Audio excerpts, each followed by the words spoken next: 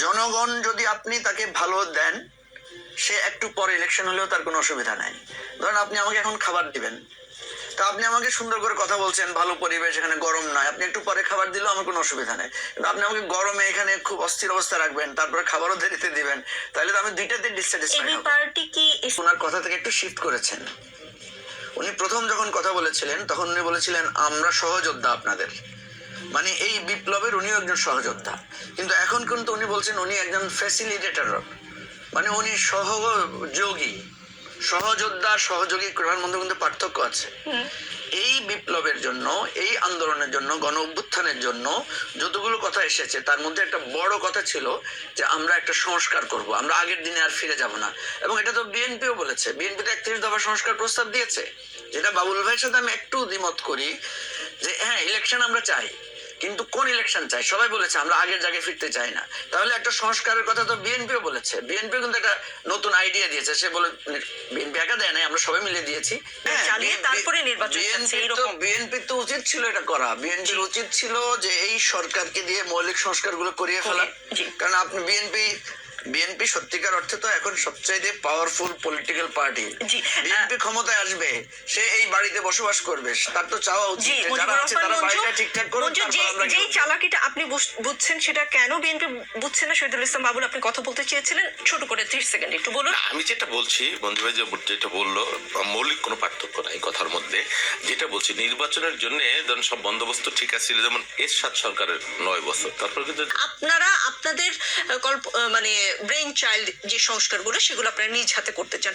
আমার মনে হয় আপনি এটাই বলতে চাচ্ছেন, আমি যদি ঠিকঠাক বুঝে থাকি। আমাদের সঙ্গে তুহিন খান কি ফোনে যুক্ত আছেন? তাকে একটা প্রশ্ন আমি করতে চাই। হতো ফেসবুক পেজ ইয়ার্কি একটা পোস্ট করেছে, 24 গণ অভ্যুত্থানে ইয়ার্কির ভূমিকা উল্লেখযোগ্য, আপনিও নিশ্চয়ই সেটা জানেন। তারা লিখেছে ভোট না নিয়েই একদল খাইছে, আরেক দল খাওয়ার জন্য বারবার ভোট চাচ্ছে, আরেক দল এখনই খাচ্ছে, তাই তাদের ভোটের দরকার নাই। ইয়ার্কি আবার এটাও উল্লেখ করে দিয়েছে, প্রথমটা হচ্ছে আওয়ামী লীগ, দ্বিতীয়টা যদি ধরে নেই যারা ভোট চাচ্ছে, মানে যেমন বাবুল ভাইরা ভোট চাচ্ছেন, তো বিএনপি ও সমমনা দলগুলো বারবার ভোট চাচ্ছে, তাহলে তৃতীয় পক্ষটি কারা? ইয়ার্কির এই পেজটি কাদেরকে মিন করেছে? আপনারা না তো? তারা আসলে কাকে মিন করেছে সেটা তো তারাই ভালো বলতে পারবে। তারা কাদের কথা বলছেন বা কাদেরকে উদ্দেশ্য করে বলছেন সেটা তারাই বলতে পারবেন। কিন্তু আপনারাই চাচ্ছেন তুহিন খান, দেরিতে ভোট তো আপনারাই চাচ্ছেন। সম্ভাব্য সময়সীমা আছে জানিয়ে এও বলেছেন, তবে জনগণের চাহিদা অনুযায়ী সংস্কারের উপর পুরোটাই নির্ভর করছে। জনগণের চাহিদা অনুযায়ী সংস্কার, জনগণের চাহিদা কি সেটা সরকার কি দিয়ে মাপছে বা মাপবে? যেটা শহীদুল ইসলাম বাবুল প্রশ্ন তুলেছেন যে ব্যারোমিটারটা কি?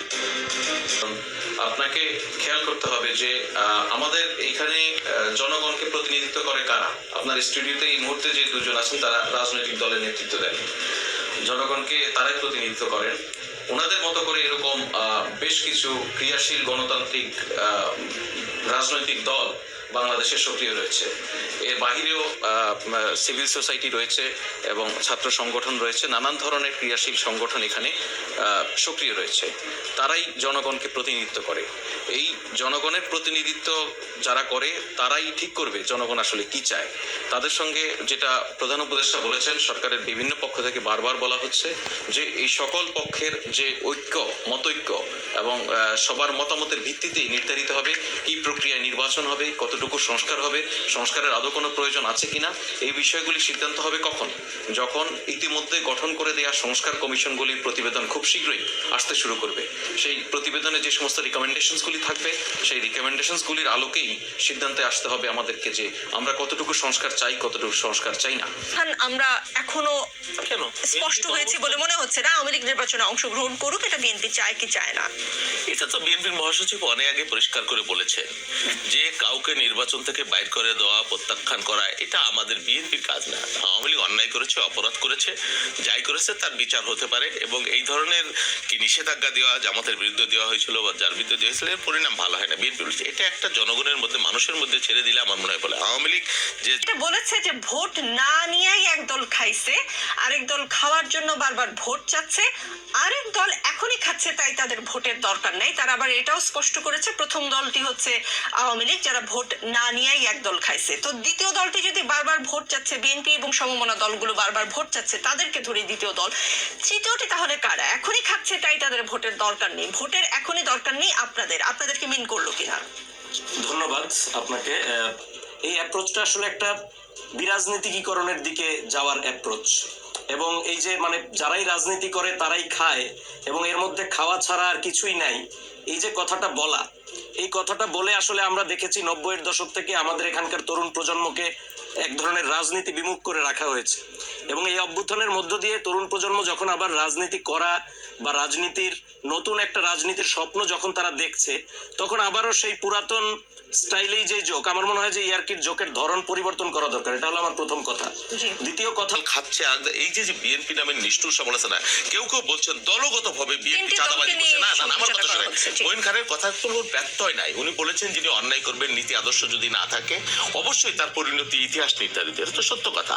কিন্তু বিএনপি দলগতভাবে চাঁদাবাজি করছে, দল খাচ্ছে, এই যে শব্দগুলা, এই শব্দগুলা বিএনপির বিরুদ্ধে একটা মজলুম রাজনৈতিক দল 17 বছর যারা লড়াই সংগ্রামে ছিল, কত মানুষ আহত হয়েছে, নিউজ কোথায় খাওয়ার সুযোগ পেয়েছে, কি খেয়েছে, হচ্ছে ভুল হয়নি সেটা না।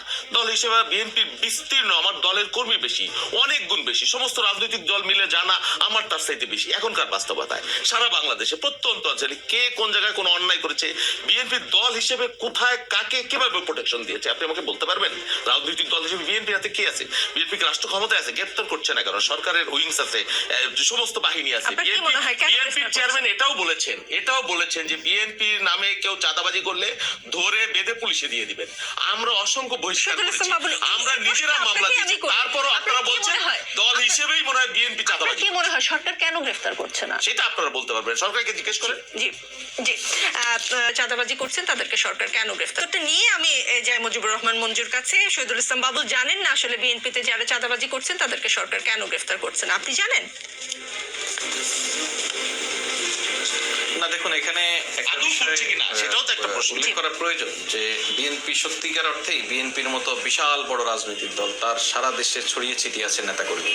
সেখানে আপনি এটা নিশ্চিত করে আমি বলতে পারি যে বিএনপি গত 5 তারিখের মানে 5 আগস্টের পর থেকে তাদের নিজ দলের মধ্যে শৃঙ্খলা ধরে রাখার জন্য এমন এমন দৃষ্টান্ত দেখিয়েছে যেটা অতীতে কখনো কোনো রাজনৈতিক দলকে দেখাতে আমরা দেখিনি। বিএনপি দলগতভাবে তার কর্মীদের বিরুদ্ধে মামলা পর্যন্ত করেছে।